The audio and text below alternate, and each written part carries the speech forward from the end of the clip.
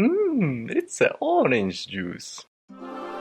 Introducing Arena 11, the legendary arena. Wait, Hog Mountain?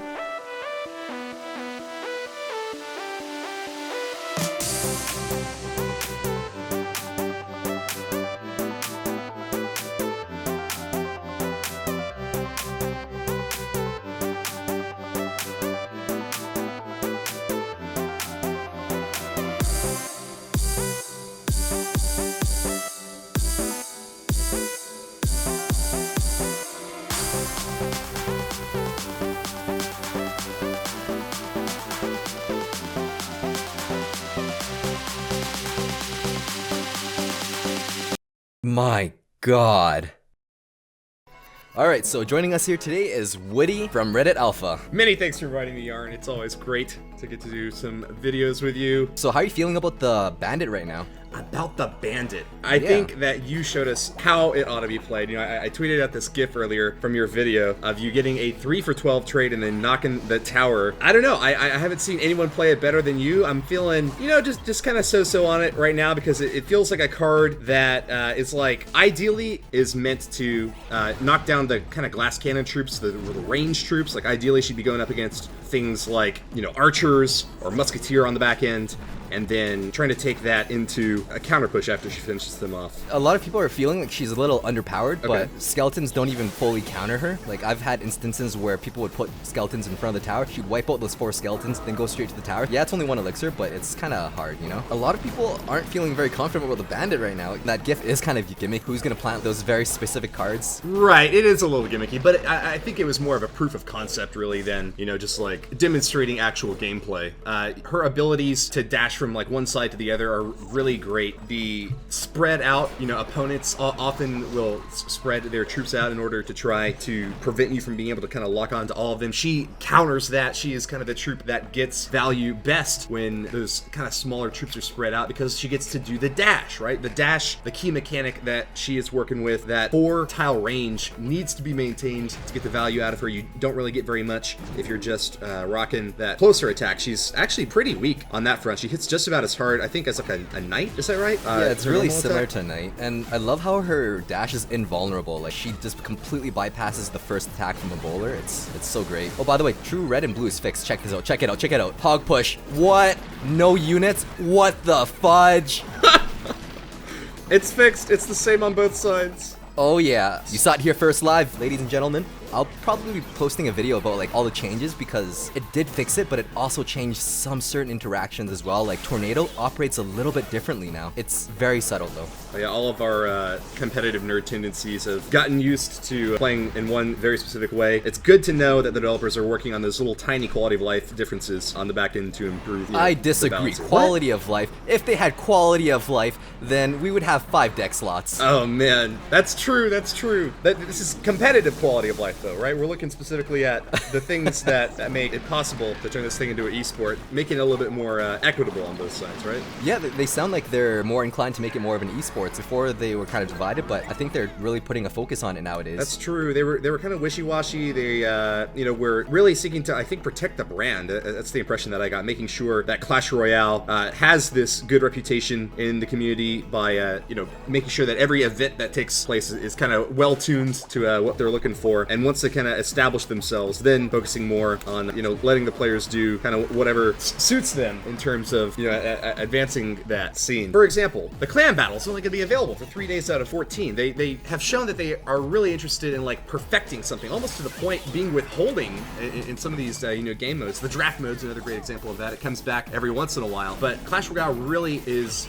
focused on getting things right before they share everything with the world. That's been the overall trajectory in the past, but with the fix here to True Blue, I think that is another great example of something that they're doing on the back end. Perfect it before they really bring it to the world stage in a bigger way. It's very interesting. If you look into the mechanics really deeply for True Red and True Blue, it's not just one simple fix. It's not just XY. It's like multiple things. Like, for example, my latest video with the Goblin Barrel, that had nothing to do with XY coordinates. That was actually tower priority. Huh. So the Goblin Barrel would always attack on the left side for true red and then on the right side for true blue. Whereas in this build now, they actually start on the inside for both towers, so they're completely consistent. So true red is very complex. We might not see like full fixes per se yet, but we will start seeing a lot less inconsistencies. So as new cards get released, we might have different mechanics, or I mean, nobody even knew about true red or blue about the Goblin Barrel because nobody pays attention to that stuff. I think there could still be some lingering effects that we'll have to find as a community. We are playing this beautiful new arena.